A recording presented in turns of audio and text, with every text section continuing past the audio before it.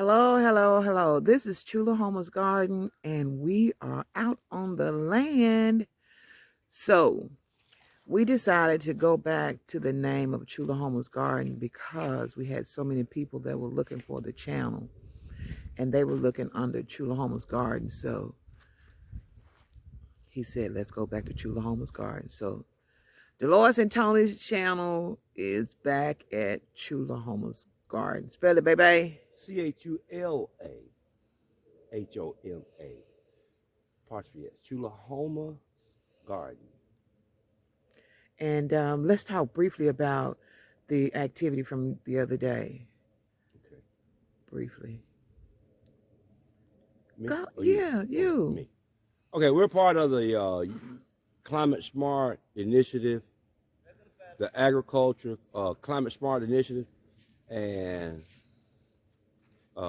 Microsoft and NASA and some more people, quite a few people, going to come out and install some sensors and things like that. They're going to be calculating the soil. We're working on the soil health as well as the carbon footprint. Yeah, our carbon footprint. See if we have any carbon credits to sell, y'all. So it's called the Smart Climate Smart Initiative. Look it up with the United States Department of Agriculture. Yeah, USDA Commodities, and it was a pretty substantial piece of work that we're going to be doing. And the grant, the grant that they were giving, how much? It was $5 million. Okay. Yeah. So we're not gonna get that much. We're not getting $5 million. No, we're not. No. But we're gonna get some of it. No. Some of it? Some of it. A small crumb. That's okay. Yeah. But the benefit, no, it's okay. But we're thankful. But yeah, we're thankful to be considered and to roll it out on our farm. And the benefit of having our farm be the demonstration lot for it, that would be wonderful. You know, having them sample all our soils, get all that type of data. You know, of course, that'll come with a lot more training, a lot more understanding and knowledge. And you know, we too double as a nonprofit organization, Mississippi Sustainable Specialty Crop Growers Alliance. So we'll be able to then turn around and train others on this technology and how it could benefit them. That's the biggest part to it. You know, it's not just that it's going to benefit our farm or this or that. No, we'll learn it, and it'll be demonstrated here. And so we'll host little field days for people to come out. All right. We're just grateful for it. Thank you. Yeah. Thank you. Take the time to enjoy your view. Peace. It's cold. It's cold. Much love. Have a great day. Jones, and I am the proud owner of Chulahoma's Garden. And here we grow our vegetables. I can't say organic because I'm not certified to say organic, but I can say that we grow naturally. And so when you step on this land, it's the land that we are proud of. We have been given the stewardship of this land. And with that, we don't allow any chemicals on our land. So I just want to thank you all for giving them yourself to come to visit with us today. And we're excited about what's going on in this area. And again, my dad is over there. Uncle Matt. And my uncle is sitting in the truck 93 days in the hospital with COVID, and he's over there. So glad to have him. And then Mr. Zen, thank you for coming out. And gosh, I'm just thankful that you all are here. And I don't want this to be the last time that we engage. So thank you all for coming. And well, thanks for everybody for making this happen. I'm glad to be here. Welcome to Chulahoma's Garden. Look around, see who we are, get to know us a little bit. But for David, Miss Jones, it's not us. It's the ones who showed us, Mr. Porter, the one who showed us we stand on. So I just wanted Miss Jones. She's been so inspirational to speak on my behalf. Thank you. Listen, nobody can speak for Tony but Tony. Right. But I just want to say, David, Dolores, Tony, and all of you all, all of our partners, thank you all so much for putting this proposal together and then recognizing the needs that are in our community. There are a lot of needs that I think that this program will address, but this will also call attention to our areas, our communities, and what we're doing in our communities and our areas. And I think that is what's really important, because look around you at the people that we have. We have some very heavy hitters from DC, and that means a lot. That means a lot for us farmers on the ground. We're a community-based organization, and we are from the Tennessee land all the way down to just past Chulahoma County in Mississippi State. And we have a database of over 350 black farmers. And what we do with those farmers is we work to provide technical assistance. But when you start talking about helping farmers, you got to go into the community where those farmers live, because you have to help that community to grow always also. And a lot of people will say, well, a farmer over here and a farmer over there. But I think you lose the concept that farmers are the community. So if there's an issue in our community, then there's an issue with farming. And if there's an issue with farming, there's an issue in our community. And one of the things, and Zach, I talked with you about this, one of the things that we're seeing is that we are now considered legacy farmers. My husband and I have been farming since the 70s. And we're very concerned about who we're going to leave our land to. Succession planning. That's very important, because a lot of the farmers in Mississippi are older. And one of the problems that we're having as far as getting our students involved in agriculture is that they don't see it. Agriculture is not in our schools. Those programs are not there.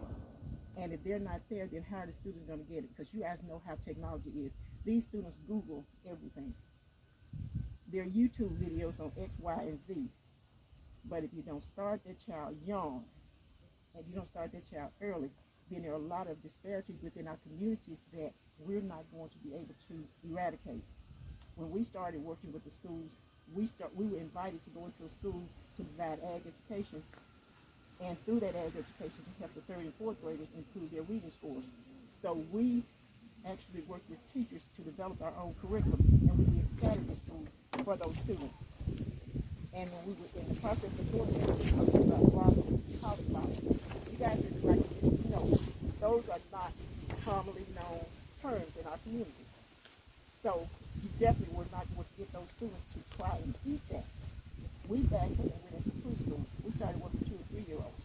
And now we are in those daycare centers. We're in those schools. And we're providing ag education. But the resources are there to USDA to do so much more. And with the Climate-Smart, we're concerned with Climate-Smart. We're trying to save our planet. But who are we saving it for?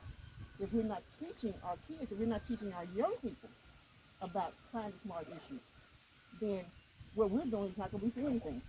So that's one of the things that I'm so proud of about working with you guys, and for you guys to recognize what the needs are in our communities. But it is going to take the whole community. It's going to take all of us. But it's going to have to begin with our youth. And so let's all pull together to reach one and teach one. Thank you. We're very proud that Mississippi Minority Farmers Alliance is one of the partners in this grant. So it's not Upton Farms. This is a huge partnership of different groups from different areas of the country, and including Florida A&M. They're a big participant in this, and including Dra Resources, which is another one of our partners in here. And this is Danita, and she can introduce herself. Hi, I'm Danita Rodriguez. I know just about almost all of y'all that are here. And you know what we do? I mean, we've been working in the area for about 18 years now, just trying to get all the moving parts together to ensure that growers can really be a part of the bigger ag economic system. The bottom line is y'all making a living doing, farming, and making a decent living doing farming. So, and it's better for every American. I mean, it creates a more agile, more responsive food chain for regions, for all of American folks, right? That was really brought to the forefront during COVID, when our supply chains just got shut down, right? And so I think it's good for all of us, and it's just a lot of infrastructure and a lot of pieces that had to come together to even get where we are right now. And so, I work with all of you. We're just one piece at a time getting there, just keep putting one foot in front of the other. And this is going to get us a lot closer, and in a way that is climate smart, which is super important, right? So that's who I am, and I work to put these projects together on a regular basis for all y'all so that we can keep getting closer and closer to the goal. Excellent. Thank you. Thank you. And we are very proud to have representation from federal USDA as well. And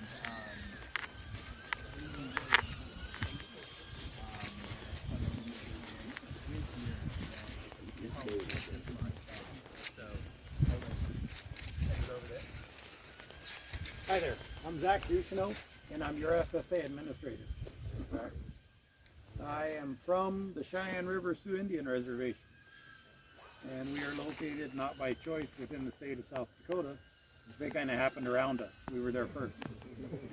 I've been your administrator since February 2021, and during that time, I have given my phone number and email out to every single person that I've interacted with, because I truly believe that we have to set the tone as public servants and be available to the citizen stakeholders we serve. So we're here to help share in this, and here on behalf of Secretary Vilsack to carry that message. More importantly, talking about what we're here to do today specifically, we're here to commit to our cooperators. If we had all of the answers in the USDA, Secretary Vilsack wouldn't have needed to pick me to lead the FSA. These things would all just happen. And we acknowledge the fact that we need to do a better job of providing resources to the folks that have the solutions.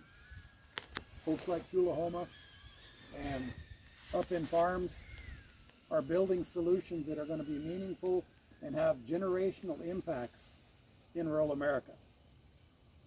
And too often, folks that are doing the work, the good work that they're doing, have the same hand-to-mouth existence that our farmers and ranchers and producers have. And they're forced to compete with institutional interests and try to eke out an existence soliciting grant dollars. We recognize that that is an inequitable system. That's why in our Climate-Smart Commodities program, we strongly supported organizations that have true equitable representation.